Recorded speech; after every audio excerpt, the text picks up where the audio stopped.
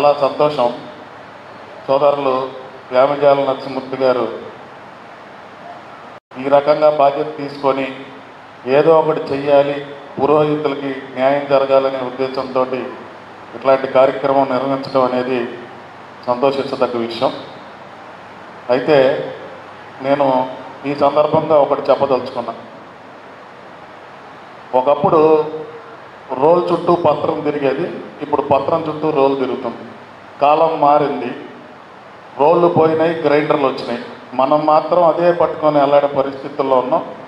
మనం కూడా ఎప్పుడైతే మారుతామో ఖచ్చితంగా అన్నీ సాధించుకోవడానికి అవకాశం ఉంటుంది. ఎక్కడైనా సరే అన్యాయం జరిగినప్పుడు దేవాలయ వ్యవస్థలో కానీ అలాగే బ్రాహ్మణ్యంలో కానీ ముందుగా మన సంఘ నాయకులందరూ కూడా ఈ మధ్య రావటం జరుగుతుంది. ఇలాంటి సందర్భంలో దీనికి కూడా గ్రూపులకు అతీతంగా అలాగే వర్గాలకు అతీతంగా సంఘాలకు అతీతంగా అందరినీ పిలిచి సమిష్టిగా దీని మీద మనం పోరాటం చేస్తే ఖచ్చితంగా సాధించుకోగలుగుతాం. ఎందుకంటే ఇది పురోహితులది, ఇది నిజమైన వారికి కావాల్సిన సమస్య కాబట్టి ఇది ఖచ్చితంగా తీర్చడానికి అందరూ ముందుకు రావాలని చెప్పి నేను తెలియజేస్తూ, పెద్దలందరికీ నేను తెలియజేసేది ఏంటంటే ఈ సంస్థ నడిపేటప్పుడు పురోహితుడు అనేవాడికి మనం ఒక చిన్న కార్యక్రమం చేయొచ్చు.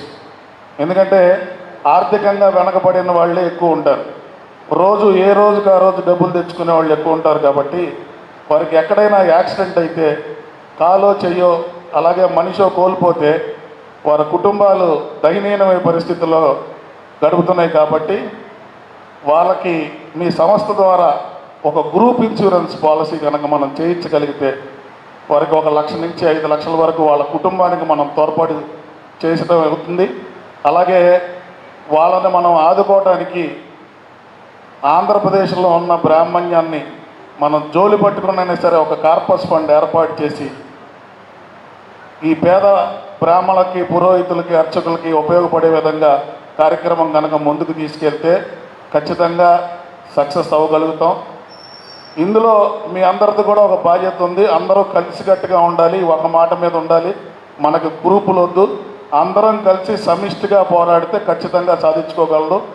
ఇప్పుడు చంద్రబాబు గారి నాయకత్వంలో అలాగే లోకేష్ గారి ఆధ్వర్యంలో ఏదైతే మేనిఫెస్టోలో పెట్టారో అవన్నీ కూడా ఒక్కొక్కటి చేసుకుంటూ రావటం జరుగుతుంది. కాబట్టి ఇంకా మనం అడగనవి కూడా చేయించుకోవడానికి వారు చేయటానికి సిద్ధంగా ఉన్నారు. కాబట్టి అందరూ ఒక తాటి మీదకి వచ్చి మనం ముందుకెళ్తే ఖచ్చితంగా మనం అభివృద్ధి చెందుతామని తెలియజేస్తూ, అలాగే ఈ సంస్థ చేసే ప్రతి కార్యక్రమానికి మనసా వాచా కర్మన త్రికరణ శుద్ధిగా నేను వారికి అండగా ఉంటానని చెప్పి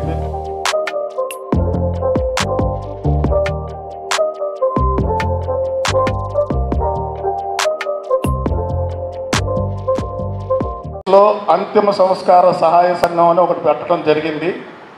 ఎవరన్నా బ్రాహ్మణులు చనిపోతే మాకు ఇంటిమేషన్ ఇచ్చి ఆధార్ కార్డు ఒక లెటర్ పెడితే తక్షణం 20,000 రూపాయల ఆర్థిక సహాయం వారికి ఆ 15 రోజులు సరిపడా నిత్యావసర వస్తువులు కూడా ఇవ్వటం జరుగుతుంది. ఇది విజయవాడ నుంచి మొదలుపెట్టి ఇప్పుడు ఉభయ తెలుగు రాష్ట్రాల్లో కూడా చేస్తున్నాము. భవిష్యత్తులో ఇండియా మొత్తం ఈ కార్యక్రమం చేయాలని చెప్పి ఒక సంకల్పంతో ఉన్నాం. భగవంతుడు సహకరిస్తాడని చెప్పి నేను మనస్ఫూర్తిగా కోరుకుంటున్నాను.